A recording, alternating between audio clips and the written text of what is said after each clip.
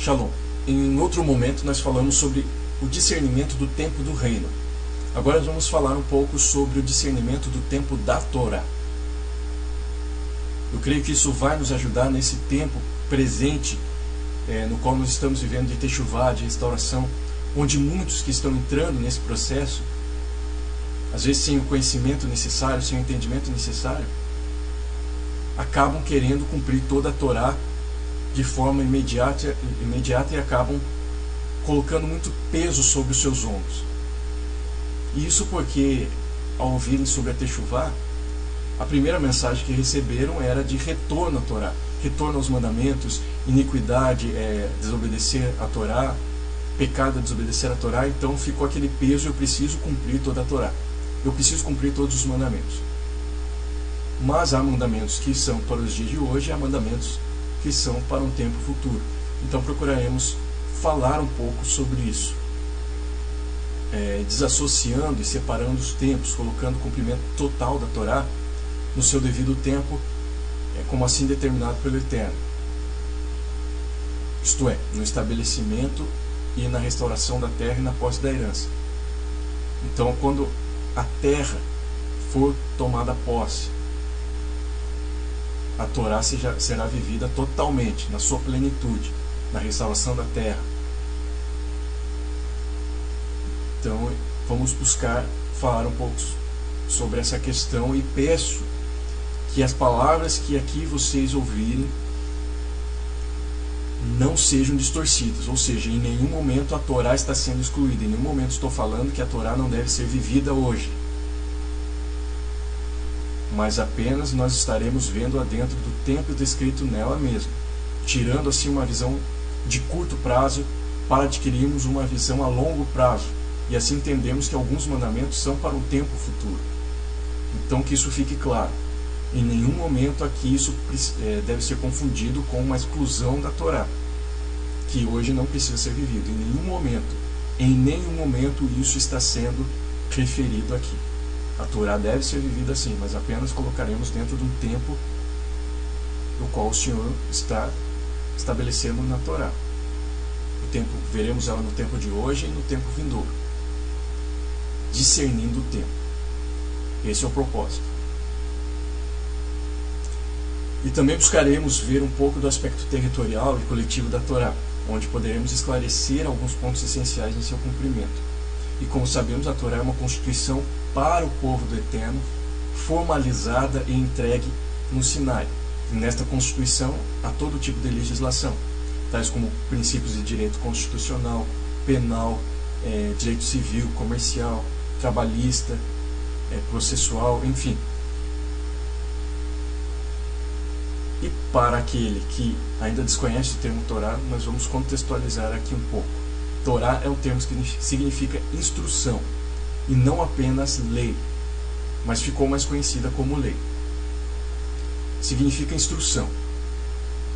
E isso nos mostra que os mandamentos do Eterno não são apenas leis a serem obedecidas e cumpridas sem consciência, sem entendimento, mas possuem um caráter de instrução, de ensinamento e aprendizagem. Os mandamentos do Eterno se diferem das leis dos povos no que tange ao aprendizado.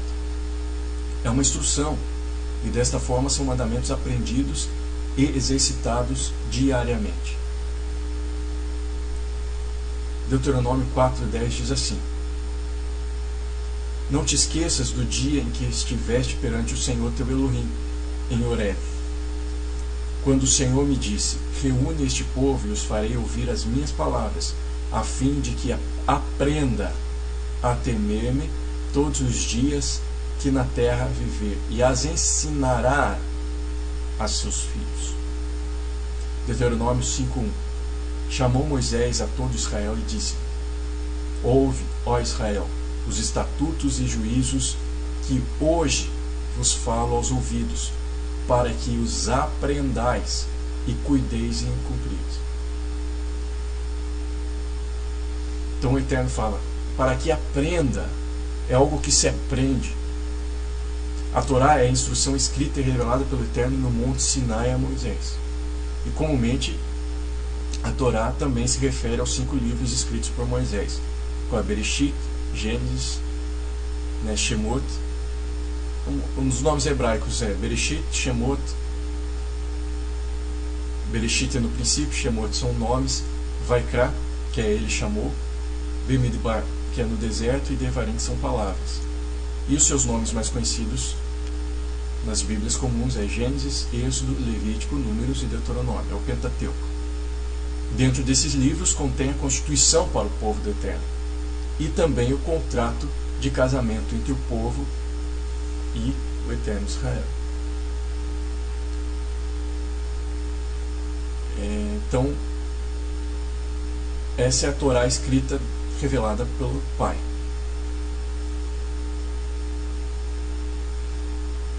E a Torá sendo como uma constituição e como um contrato de casamento, eu entendo que há alguns aspectos nela que dependem de algumas situações. Como, por exemplo, quanto constituição, a Torá depende de um povo dentro de um território físico. E quanto contrato de casamento, qual é Ketubá, necessita haver o casamento. E no momento ainda nós não estamos casados com Yeshua. Estamos mantendo a fidelidade para as bodas. E ainda não tomamos posse da herança da terra. E, sem dúvida alguma, os mandamentos do Eterno são para a vida. São para a proteção, restauram a alma do homem. Isto é indiscutível.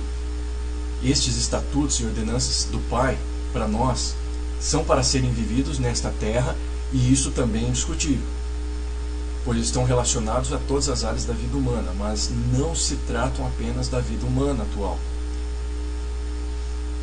mas também falam de uma vida futura e vindoura. Eu entendo que o Pai, ao revelar a Torá no Sinai, deu mandamentos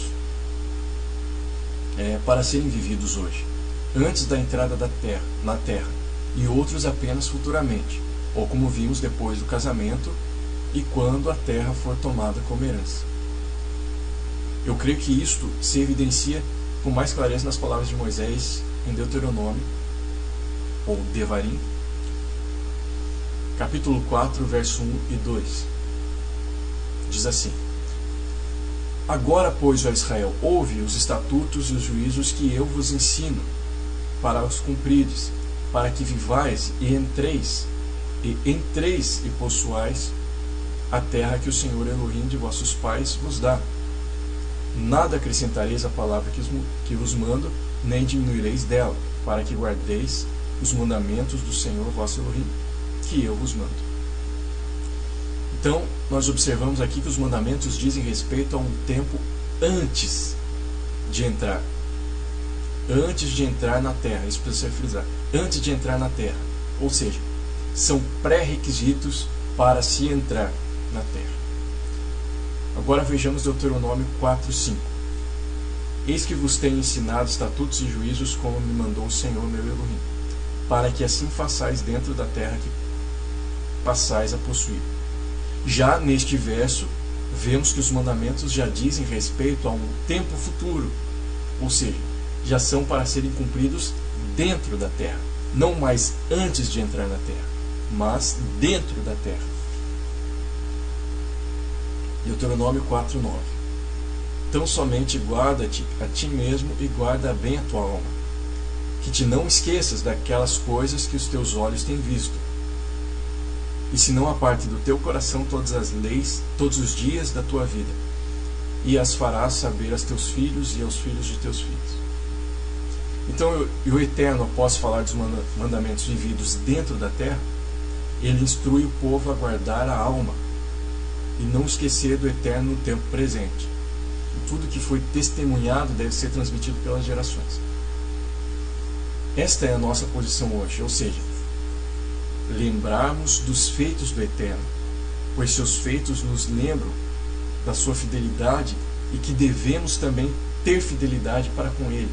E isso deve ser passado para as gerações futuras.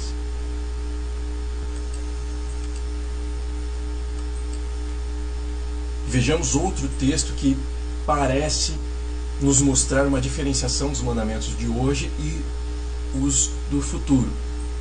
Deuteronômio 4, 13 e 14 diz assim: Então vos anunciou ele a sua aliança, que vos prescreveu as 10 palavras, e os escreveu em tábuas de pedra. Também o Senhor me ordenou, ao mesmo tempo que vos ensinasse estatutos e juízos, para que os cumprisseis na terra a qual passais a possuir. Então, neste verso, vemos que o Eterno prescreveu o contrato em 2 tábuas, ou seja, as 10 palavras. A figura de 2 tábuas nos traz a imagem de um contrato, onde uma tábua é original, que fica com o contratante, e a outra cópia fica com o contratado. Mas, enfim, no texto que lemos, vemos as 10 palavras do contrato, mas ao mesmo tempo houveram outros estatutos e outros juízos para o tempo futuro, na terra, para ser cumprido na terra, a qual seria entrar. Então, sendo assim, segundo o entendimento que hoje eu possuo, compreendo que o tempo que hoje vivemos é um tempo onde a Torá, ou seja, os mandamentos, não podem ser vividos em sua totalidade. Então, resumindo essa parte, a Torá é instrução, e nela há mandamentos para serem cumpridos fora da terra, da herança e do casamento, ou seja, hoje, e há mandamentos para serem cumpridos dentro da terra, dentro da herança e dentro do casamento, dentro de um tempo futuro.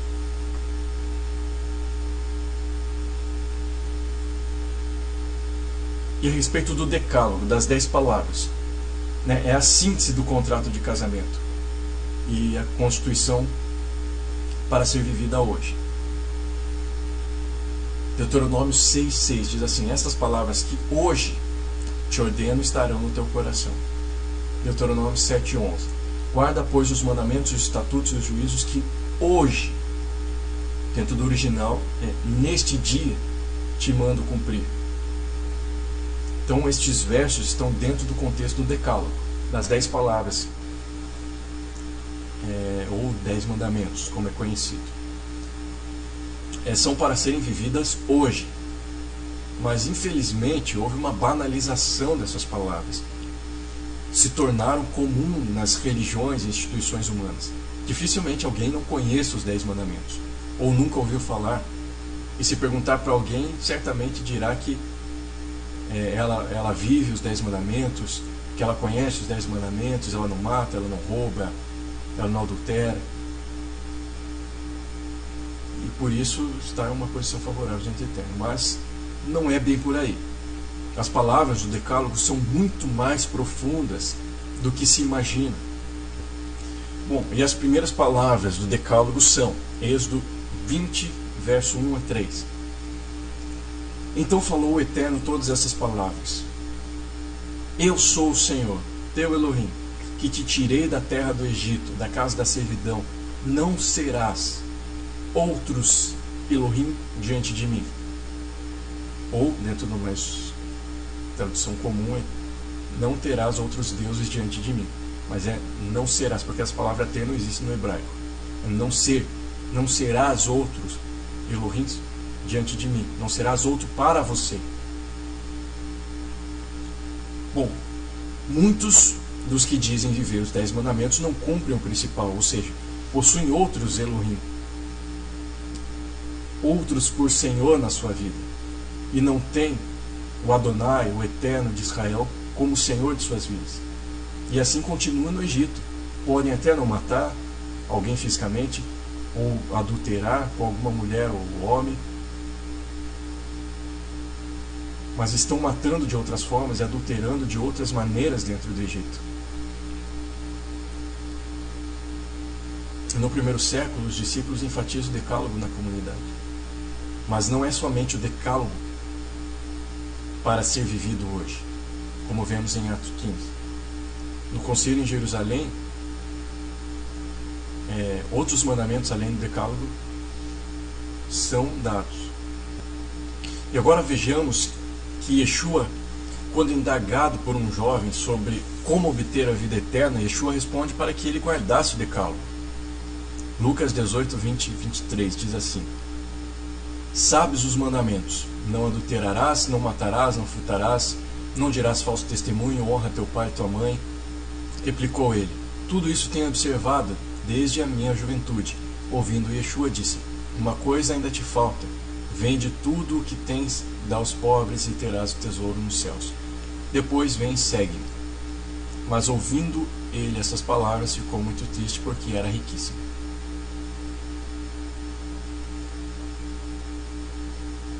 Então, nisto podemos observar que o homem guardava os mandamentos. Era um homem moral e ético, porém ainda não tinha trocado de Senhor. O seu Senhor era outro, ou seja, ele tinha outro por Elohim em sua vida. Ele precisava vender, se desfazer do seu Senhor atual, das suas riquezas, o qual tinha valor para ele, e assim adquirir outro Senhor, o Eterno de Israel. E nisto os outros mandamentos se tornam válidos apenas para uma vida social, moralmente boa, o que não quer dizer estar dentro do contrato do Eterno. O homem, nesta ocasião, rejeitou o contratante. O homem rejeitou o Eterno. Por isso não basta apenas viver a ética e a moral dos 10 mandamentos. É preciso vivê-los sobre o contratante verdadeiro, o Eterno de Israel, e não sob outro contratante. O que importa dentro de um contrato é com quem se faz este contrato. É com quem se assina o contrato.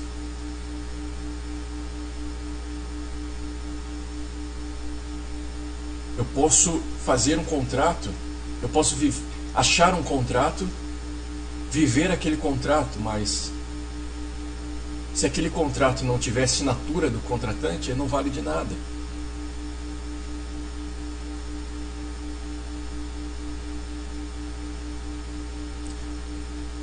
Bom, então, em síntese, nós temos o Decálogo, as 10 palavras, os 10 mandamentos que são para serem vividos hoje, mas precisa ser vivida sob o contratante correto. Precisa ter a assinatura do Eterno de Israel. Precisa ter esse contrato com o Eterno de Israel. Eu compreendo que o Eterno deu o Decálogo como uma síntese, para que o povo tivesse acesso e lembrasse o contrato. Até porque naquela época não era como hoje, onde se tem fácil acesso aos escritos. Antigamente a aquisição de um escrito era mais difícil e complicado.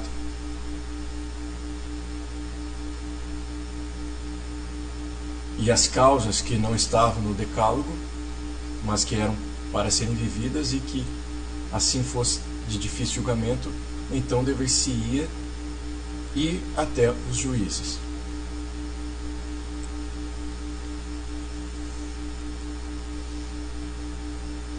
Vamos para um outro tópico, uma reflexão aqui que eu creio ser interessante para nós. Vejamos Mateus 5,18. Porque em verdade vos digo, até que o céu e a terra passem, nem i ou um tio jamais passará da lei, da Torá, até que tudo se cumpra. Muitas vezes se pensa que quando Yeshua esteve aqui presente em carne, a Torá foi restaurada e já se pode viver em seu estado original. Muitos compreendem que o sacrifício de Yeshua já é válido para ter um presente e assim cumpre todo o seu propósito hoje. Mas será que é isso mesmo? Dentro disto, então, eu gostaria de, neste momento, aqui, compartilhar esse entendimento sobre o verso 18 do capítulo 5 de Mateus. Bom, neste verso, dentro do contexto hebraico, o I que Yeshua se refere é a menor letra do alfabeto hebraico, que é o Yod, a qual, quando colocada na frente de uma palavra, indica futuro. E o tio se refere aos pequenos traços que diferem uma letra hebraica de outra. E quando ele diz não passará, nós podemos entender como não se tornará passado. E com isso eu entendo que Yeshua não estava dizendo apenas que a Torá, a lei, não deixaria de existir, mas que tudo aquilo que está na Torá se referindo ao futuro, ou seja, ao Yud, não se torna passado nele, ou seja, com a sua vinda naquele momento.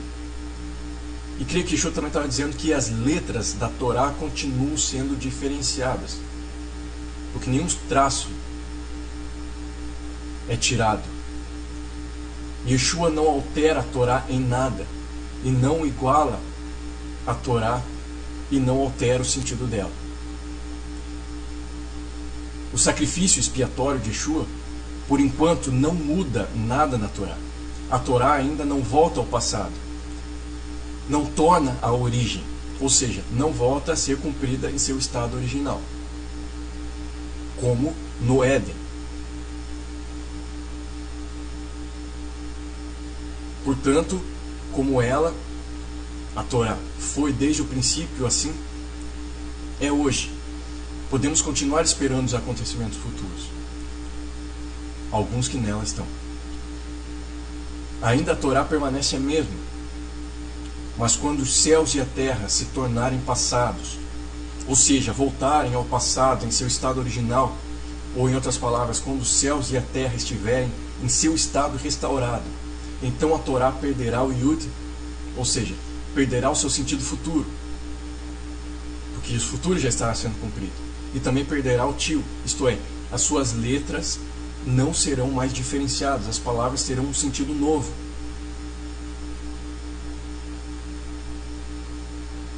As letras serão iguais. Isto pode indicar que as interpretações sobre elas não serão mais diferenciadas, mas haverá somente uma leitura, uma interpretação e um sentido. E assim será declarado Zacarias 14:9. O Senhor será rei sobre toda a terra. Neste dia, um só será o Senhor, e um só será o seu nome. E hoje é o tempo onde aprendemos, tempo em que é ensinada a Torá, para então ser vivida na posse da herança que o Senhor nos dá, isto é, na terra da nossa herança após o casamento. E isso pode significar que hoje alguns mandamentos só podem ser cumpridos na Jerusalém atual, e outros só poderão ser vividos na Jerusalém restaurada pelo Messias na sua volta, ou seja, naquela que é de cima, como Paulo diz, como Shaul diz em Gálatas 4:25-27. Ora, Agá é o monte Sinai, na Arábia, e corresponde a Jerusalém atual, que está em escravidão com seus filhos. Mas a Jerusalém lá de cima é livre, a qual é nossa mãe, porque está escrito: alegra-te, ó estéril, que não dás à luz, exulta e clama, tu que não estás de parto, porque são mais numerosos os filhos da abandonada do que os da que tem marido. Esta Jerusalém que conhecemos, embora tenha o seu valor, ainda não é a herança, pois ainda não foi dada a posse dela. Ela está confiada como herança. O nome de Israel está na escritura do terreno, mas ainda o juiz não deu a posse do terreno. Então essa Jerusalém hoje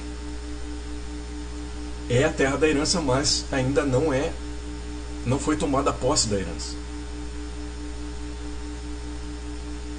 Ela será restaurada, e quando restaurada, será dada a herança. Mas enfim, vejamos o que o Eterno nos diz. Deuteronômio 5:31. Tu, porém, fica-te aqui comigo, e eu te direi todos os mandamentos, estatutos e juízos que tu lhes has de ensinar, que cumpram na terra que eu lhes darei para possuir. Deuteronômio 6:1. Estes, pois, são os mandamentos, os estatutos e os juízos que mandou o Eterno, teu Elohim, se te ensinasse, para que os cumprisses na terra a que passas para possuir. Portanto, a Torá, como um todo, é apresentada e ensinada. Há uma familiarização dela como um todo, mas somente quando houver a posse da terra é que será vigorada inteiramente.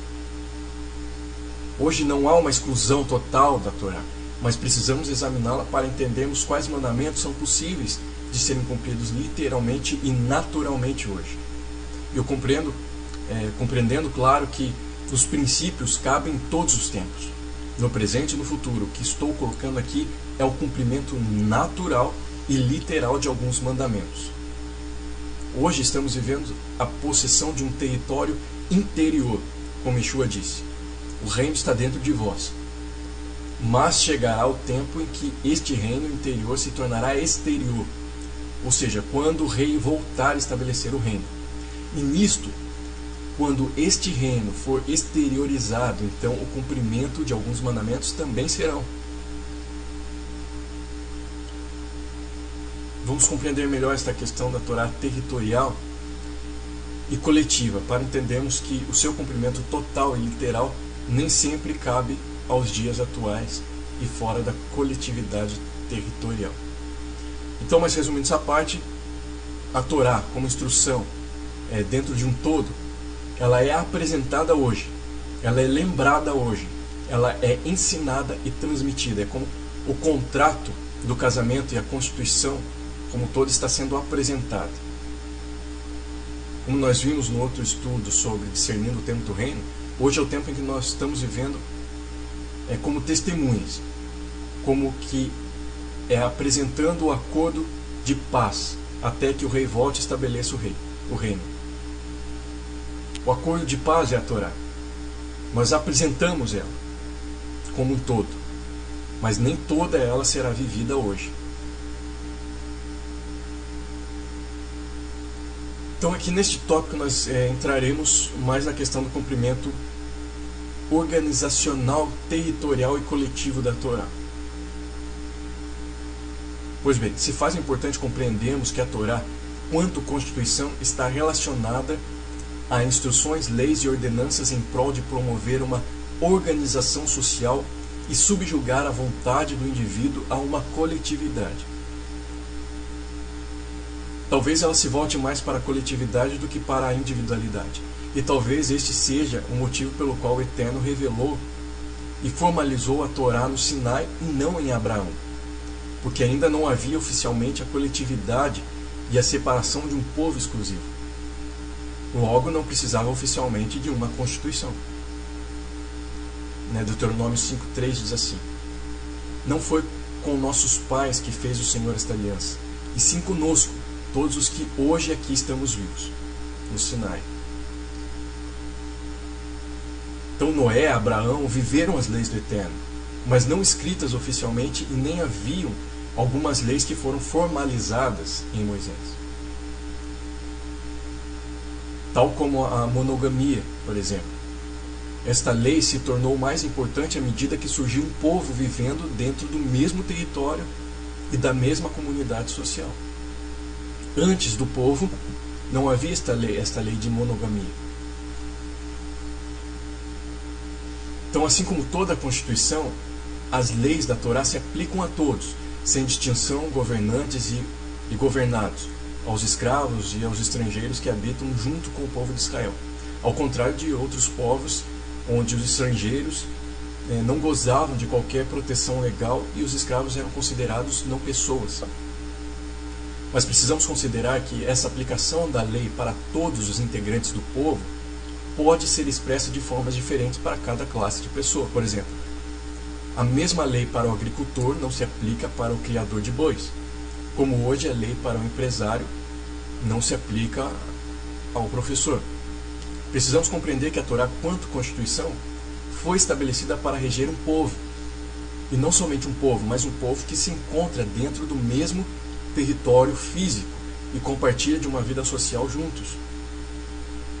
Pois, como vimos, a Torá possui aspectos jurídicos que envolvem uma organização social, e não apenas um posicionamento ético e moral. Foi estabelecido na própria Torá, Deuteronômio 17, uma Beit Din, como nós já vimos anteriormente sobre o discernimento do reino. Um conselho composto pelos anciãos do povo, e isto com a finalidade de trazer a halahá, ou a aplicação de certas leis dentro do contexto social do povo. Este conselho possui um caráter essencialmente jurídico civil, e não somente voltado para o culto e cerimônias religiosas, entre aspas. Deuteronômio 17, 8 e 13, você pode ler aí onde você estiver. Fala do estabelecimento da Beit Din. E nesta Beit Din, casa de julgamento, se estabelece leis jurídicas e civis para o povo que vive dentro do mesmo território e compartilha do mesmo contexto social. E se atém assuntos difíceis tais como homicídio, roubos, demandas, invasão de propriedade, direitos civis, regras para a construção civil, processos de julgamentos, sentenças de juízos, enfim, uma vária gama de processos. Bom, ao entrarmos dentro do aspecto territorial e coletivo da Torá, se torna difícil pensarmos em uma vida totalmente na Torá, tendo por visão a vida de Israel relatada nas Escrituras. Por quê? Porque Israel, quanto povo do Eterno, estava em uma mesma sociedade e em um mesmo território físico. Porém, hoje o povo do Eterno, o Israel composto por naturais e não naturais, estão em dispersão e não compartilham da mesma sociedade e território físico. E há mandamentos que estão ligados ao território físico e ao ajuntamento social no mesmo local. Como, por exemplo, a Constituição brasileira é uma Constituição que diz respeito ao povo brasileiro dentro do mesmo território nacional. A maior parte da legislação diz respeito a se viver dentro do território nacional, e pouquíssimas dizem respeito a um território exterior. As leis cabíveis fora do Brasil são aquelas que dizem mais respeito à moralidade e ética dentro de um plano individual interno de comportamento. E eu entendo que a Torá está dentro do mesmo princípio hoje, ou seja, aquele que está na diáspora, na dispersão, fora do território nacional estabelecido pelo Eterno, e talvez isto se encaixe também com aqueles que estão em Israel hoje. Pois embora estejam em Israel quanto território, nacionalidade, o território não está restaurado pelo Eterno, e a distribuição e disposição da terra ainda não foi feita às tribos. Logo, o israelense mesmo assim se encontra como um peregrino em terra estranha, pois os gentios ainda pisam o território. Algumas situações impossibilitam o cumprimento de algumas leis civis da Torá, porque o povo não se encontra no mesmo local. E entendo que quando o Eterno estabeleceu algumas leis na Torá, estava visando o cumprimento delas não apenas no tempo presente, mas no tempo vindouro. Uma justiça aplicada futuramente, no Olam Rabá, no mundo vindouro, quando a justiça de fato é estabelecida. E o que é a justiça? É estar de acordo com a lei.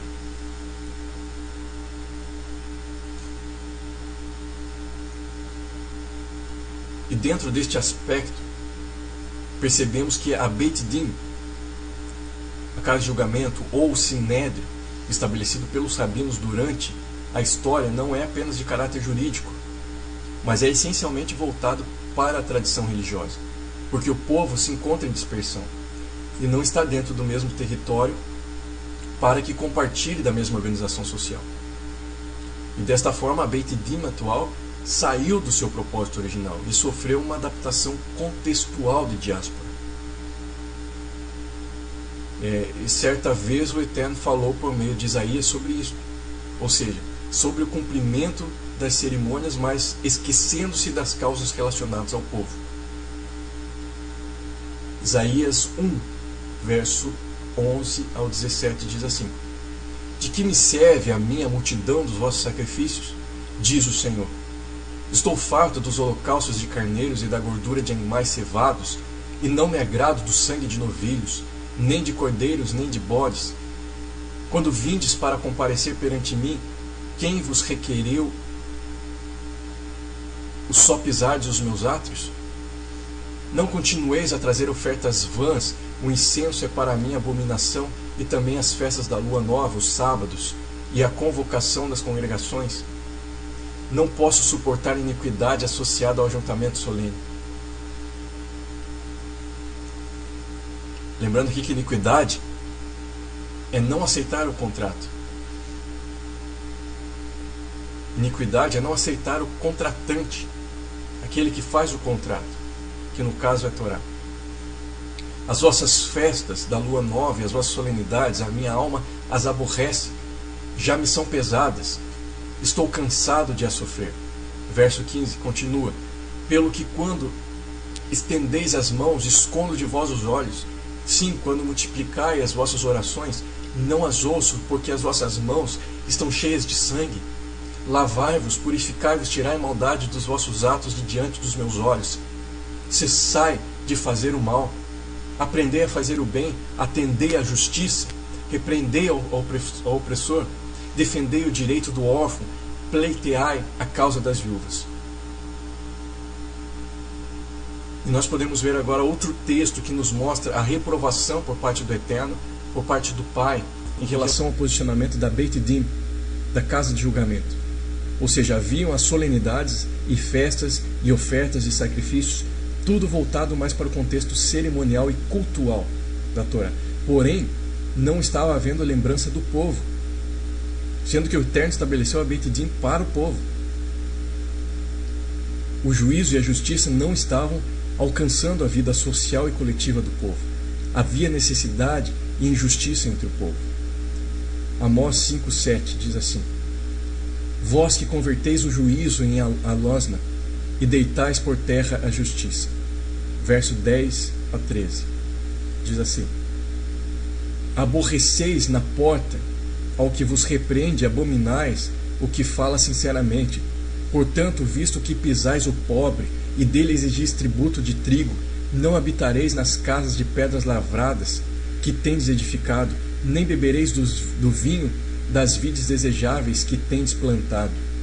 Porque sei serem muitas as vossas transgressões e graves os vossos pecados. Afligis o justo, tomais suborno e rejeitais os necessitados na porta.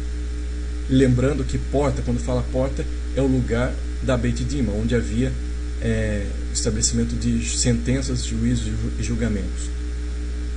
Então nessas portas não estava havendo o juízo e nem a justiça. Amós 5 verso 15 diz assim: Aborrecei o mal e amai o bem, e estabelecei na porta o juízo. Talvez o Senhor, o Elohim dos exércitos, Adonai dos exércitos, Adonai de Sevaot, se compadeça do restante de José. Verso 21 a 24: Aborreço, desprezo as vossas festas, e com as vossas assembleias solenes não tenho nenhum prazer. E ainda que me ofereçais holocaustos e vossas ofertas de manjares, não me agradarei deles, nem atentarei para as ofertas pacíficas de vossos animais cevados.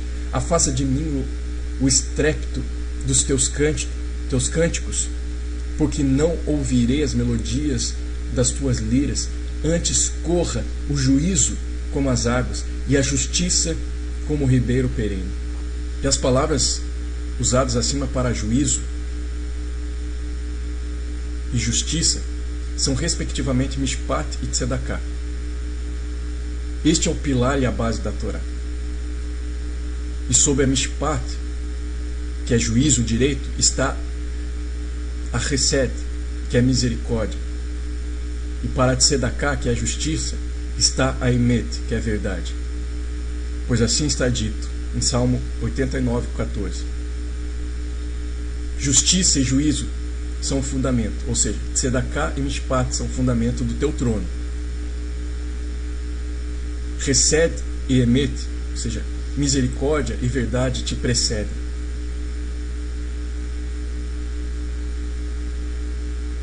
Portanto, vemos no texto de Amós que os juízes da Beit Din estavam distorcendo o juízo ao povo, estavam corrompidos, mas mantinham a aparência cumprindo os mandamentos cerimoniais e ritualísticos.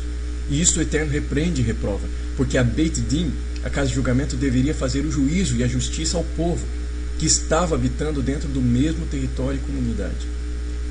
E Yeshua também exorta alguns dos escribas e fariseus que estavam dando o dízimo, mas estavam negligenciando o princípio da Torá, ou seja, a justiça e a misericórdia, a Tzedakah e a Chesed. Entregavam o dízimo no templo, mas não exerciam a justiça para com o povo. Mateus 23, 23. Ai de vós, escribas e fariseus hipócritas, porque dais o dízimo da hortelã, do endro e do caminho, e tendes negligenciado os preceitos mais importantes da Torá: a justiça, a misericórdia e a fé. A Tzedakah, a Chesed e a Emuná, a justiça, a misericórdia e a fidelidade. Devias, porém, fazer estas coisas sem omitir aquelas. Então aqui o Senhor está dando um grau de importância, que era para se dar o dízimo no templo, mas não esquecer da justiça, da misericórdia e da fidelidade. E dentro deste contexto e corrupção da Beit Din, da casa de julgamento, o Eterno declara que restaurará a Beit Din com juízes justos, como eram antigamente, e Sião será remida pelo direito justo. E não mais haverá apenas uma Beit Din relacionada às causas cerimoniais e tradicionais religiosas, mas atendo-se com as causas do povo. Isaías capítulo 1, verso 26 e 27 diz assim: restituir-te-ei os teus juízes como eram antigamente, os teus conselheiros como no princípio. Depois te chamarão cidade de justiça, cidade fiel. Sião será redimida pelo direito, pela tzedakah, pela mishpat, e os que se arrependem pela justiça. E o Eterno então declara esta restauração da Beit Din em Isaías capítulo 2, verso 2 e 3. Palavra que em visão veio a Isaías, filho de Amós, a respeito de Judá e Jerusalém. Nos últimos dias acontecerá que o monte da casa do Senhor será estabelecido no cimo dos montes, e se elevará sobre os outeiros, e para ele afluirão todos os povos. Irão muitas nações, dirão: vinde, subamos ao monte do Senhor e à casa do Eterno de Jacó, para que nos ensine os seus caminhos e andemos pelas suas veredas. Porque de Sião sairá a lei, sairá a Torá e a palavra do Senhor de Jerusalém. Ele julgará entre os povos e corrigirá muitas nações. Essas converterão as suas espadas em relhas de arados e as suas lanças em podadeiras. Uma nação não levantará a espada contra outra nação, nem aprenderão mais a guerra. Então vemos aqui que a Beit Din mundial se estabelecerá em Sião, e haverá juízo e justiça para com os povos, e as nações andarão à luz da Torá, segundo a legislação aplicada a partir de Sião. E isto é em um tempo futuro, na presença de Yeshua, o ungido.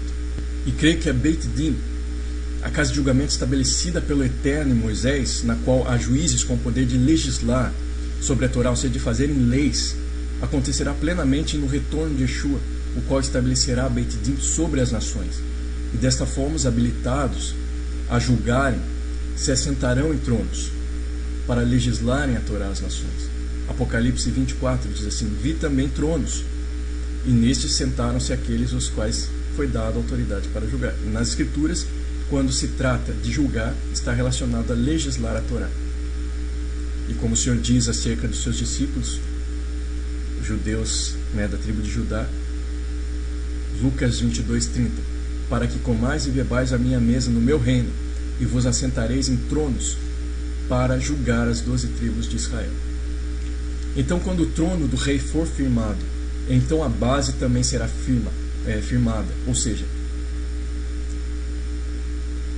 Mishpat, que é direito, e Tzedakah, justiça e equidade, haverão. Quando o território for estabelecido e houver a disposição da terra, e uma Beit Din mundial presidida pelo Messias, Yeshua, então se dirá, de acordo com Jeremias 33, 14 e 16: eis que vem dias, diz o Senhor, em que cumprirei a boa palavra que proferi à casa de Israel e à casa de Judá. Naqueles dias e naquele tempo farei brotar a Davi um renovo de justiça. Ele executará juízo e justiça, Mishpat Tzedakah, na terra. Naqueles dias Judá será salvo e Jerusalém habitará seguramente. Ela será chamada Senhor, justiça nossa.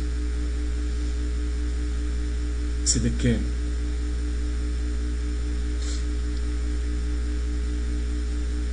Bom, precisamos entender que a Torá contém leis específicas para um contexto social específico, e algumas dessas leis são circunstanciais e não se aplicam literalmente ao contexto social de hoje, tais como o dízimo para os levitas, as cidades de refúgio, algumas higiênicas, algumas penas e outras que dizem respeito ao cumprimento futuro na terra da herança, tais como o ano do descanso, o ano do jubileu, algumas moedim, que são festas fixas, dentre outras. Mas deixando claro que o não cumprimento literal de tais mandamentos não anulam o seu princípio. Por exemplo, o dízimo, embora esteja ligado à disposição das tribos e do território físico, o seu princípio permanece, ou seja, suprir a necessidade dos necessitados e daqueles que instruem no caminho do Eterno e oficiam perante o Eterno. No primeiro século, isto foi passado por Shaul à comunidade. Este princípio permanece. Todo princípio permanece. A intenção aqui não é fazer uma explanação detalhada dos mandamentos, porque isso é algo que necessita um examinar mais profundo. E eu não sei tudo sobre a Torá, mas o que me foi concedido a entender, isto eu estou repassando e testemunhando. E compreendo que este discernimento do tempo do cumprimento de alguns pontos da Torá precisa ser visto antes de se pegar a Torá e querê-la viver literalmente em tudo o que está escrito. Então, segundo o entendimento que hoje tem, a Torá não é anulada de forma alguma. Yeshua disse: não vim para abolir nem a lei nem os profetas. Mas nem tudo se fará de forma literal no tempo presente, principalmente os mandamentos ligados ao território físico e à coletividade dentro desse território físico. Entendo que a Torá hoje é mais vivida de forma interna, pois hoje, como sabemos, o território do reino do Eterno é dentro de nós, como Yeshua disse, e não ainda é externo e territorial. Hoje, há uma disposição moral, ética, higiênica, os princípios de justiça dentro dos relacionamentos fora do território, cuidar dos órfãos e das viúvas dentro do povo, as leis alimentares, as leis acerca dos relacionamentos ilícitos, não ingerir sangue. Estes mandamentos independem do território. Então cabem a hoje o decálogo, os 10 mandamentos, as 10 palavras. E creio que o tzitzit, as franjas nas vestes, a circuncisão e o shabat, são mandamentos que servem para hoje, pelo fato de serem sinais, ou seja, são imagens que podem, que quando vistas comunicam uma mensagem vindoura. E qual poderia ser essa mensagem? O Shabat é um sinal que traz a lembrança da aliança com Adão, com o homem em geral, no Éden. A circuncisão é um sinal que traz a lembrança da aliança feita a Abraão. O tzitzit, as franjas, é um sinal que traz a lembrança da aliança feita a Moisés. Portanto, hoje há uma leitura da Torá mais voltada para o coração, para a kavaná, ou seja, uma intenção e motivação da vida. Yeshua expressa isso ao decorrer sobre a Torá, segundo o relato de Mateus. Yeshua traz uma justiça diferente da justiça praticada pelos escribas e fariseus. Ele traz a justiça dos mandamentos para a kavaná, para o coração. Mateus 5, 27 e 28 diz assim: ouvistes o que foi dito, não adulterarás. Eu, porém, vos digo, qualquer que olhar para uma mulher com intenção impura, no coração já adulterou com ela. Yeshua não anula o mandamento. Mas quando ele fala, ouviste o que foi dito, ele está falando sobre a tradição oral, o ahalahá dada acerca de tal mandamento. E ele, então, traz uma ahalahá contextualizando o mandamento àquela geração, trazendo para a kavaná do coração, mostrando o reino interno. Pois sempre houve uma preocupação excessiva por parte de alguns dos escribas e fariseus com relação ao exterior e com relação ao reino visível. E assim muitas vezes somos nós, quando nos atemos aos mandamentos mais visíveis e territoriais e acabamos nos esquecendo da kavaná do coração. E lembrando que hoje o reino está dentro de nós. Como diz em Lucas 17, 21, nem dirão ei-lo aqui ou lá está, porque o reino de Elohim está dentro de vós. E para essa questão do reino, seria interessante ver um outro estudo, uma outra reflexão sobre discernindo o tempo do reino. Mas enfim, isso não tem apenas a ver com ser uma pessoa moral e ética, né, guardar os mandamentos no coração. Não tem apenas a ver com ser uma pessoa cheia de moralidade, cheia de ética, pois muitos têm essa filosofia e muitos apregam essa filosofia. Mas isso tem a ver com ser ético e moral e ter a lei do Eterno de Israel no coração com um propósito eterno.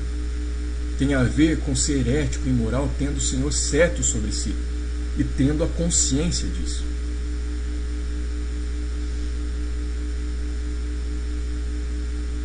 Tendo o contrato assinado com o contratante certo. Hoje devemos praticar a mishpat, o direito e o juízo, e a tzedakah, que é justiça e equidade, baseados na misericórdia e na verdade. Isaías 56:1.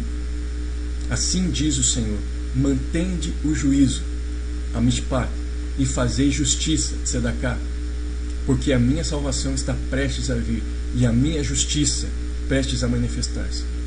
Minha justiça aqui é Yeshua, a justiça do Eterno. E mishpat vai além de um juízo, mas também está ligada a direito, ou seja, fazer aquilo que é de direito ou manifestar a alguém aquilo que lhe é de direito. É não reter o direito de alguém. Por exemplo, não reter o bem material de alguém por direito. Não reter o direito que alguém possui em exercer seu trabalho. Não reter o salário. Não reter o direito de alguém em todas as áreas, desde o emocional até fisicamente, e sempre ligado à misericórdia. Mas lembrando que isso não tem nada a ver com ter um sentimento de ser bonzinho, e sim exercitar o direito em misericórdia e justiça. Tzedakah vai além do pensamento de caridade e bem-estar social. Vai além de dar esmolas. Tzedakah é uma justiça equilibrada, procurando trazer equidade e equilíbrio na vida e no exercer o direito. Por isso o símbolo mais comum da justiça é a balança, pois procura pesar as causas, para não haver um peso desequilibrado, nem favorecer demais o pobre e nem desfavorecer demais o rico. Mas com justiça julgará o teu próximo. Assim está escrito na Torá. E creio que hoje a história está se repetindo, ou seja, vemos na história relatada nas Escrituras que o Eterno, por meio de seus servos, sempre esteve trazendo a público a Torá, para que o povo ouça as palavras e lembre da aliança. Assim foi com Moisés, assim foi com Josué, assim foi com Esdras e Neemias. Ou seja, em momentos geracionais específicos, o Eterno torna pública a sua Torá. E o tempo geracional no qual estamos, isto tem ocorrido. Isto é, o Eterno, por meio de seus servos, tem trazido a público a leitura de sua Torá, para que o povo ouça e lembre da sua aliança. A Torá tem sido exposta, não para ser cumprida totalmente na sua literalidade, mas para haver lembrança do contrato de casamento e da constituição que será vivida. Para lembrar que há um marido, para lembrar que há um povo, para haver lembrança do compromisso para com o Eterno. E como sabemos, hoje o tempo é de propor o acordo, o shalom, a paz, até que o rei volte para estabelecer o reino. E aqueles que aceitam a proposta passam a pagar um preço e serviço para adquirir o novo reino proposto. Hoje apresentamos a Constituição e o contrato de casamento. Os que aceitam passam a conhecer a Constituição, e quando o rei voltar, passarão a serem instruídos e assim passarão a vivê-la. E quem não aceita a proposta não participará da instrução da Constituição, porque rejeitou o acordo de paz. E qual a importância disso? Bom, eu entendo que a importância está em tirar um peso excessivo e desnecessário dos ombros, no sentido de se cumprir todos os mandamentos. E este tipo de peso se torna mais comum e natural nos ombros daqueles que estão entrando no contexto de Sião, aqueles que estão no início no processo de Teshuvá. O cumprimento total e literal da Torá será somente na possessão da terra, quando Yeshua retornar com a Torá, com a espada afiada em sua boca, e legislar a Torá às nações, como assim está escrito em Salmo 2, verso 8 e 9. Pede-me e eu te darei as nações por herança, e as extremidades da terra por tua possessão. Com vara de ferro as regerás, e as despedaçarás como um vaso de oleiro. Então aqui nós vemos que na possessão de Yeshua, quando ele toma posse da terra, da sua herança, então trará a Torá a elas com vara de ferro.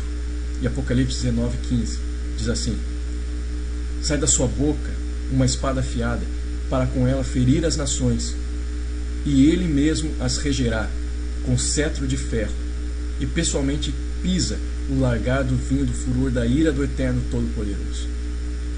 Então esse reger, esse julgar, está relacionado com legislar a Torá, dentro do princípio hebraico das Escrituras. Então, tudo isso que vimos é para nós discernirmos o tempo da Torá hoje e entendermos que há mandamentos que são vividos hoje e outros que serão vividos futuramente dentro da posse da terra, da herança e dentro do casamento. Hoje mantemos a fidelidade, hoje aceitamos o contrato e aceitamos a Constituição.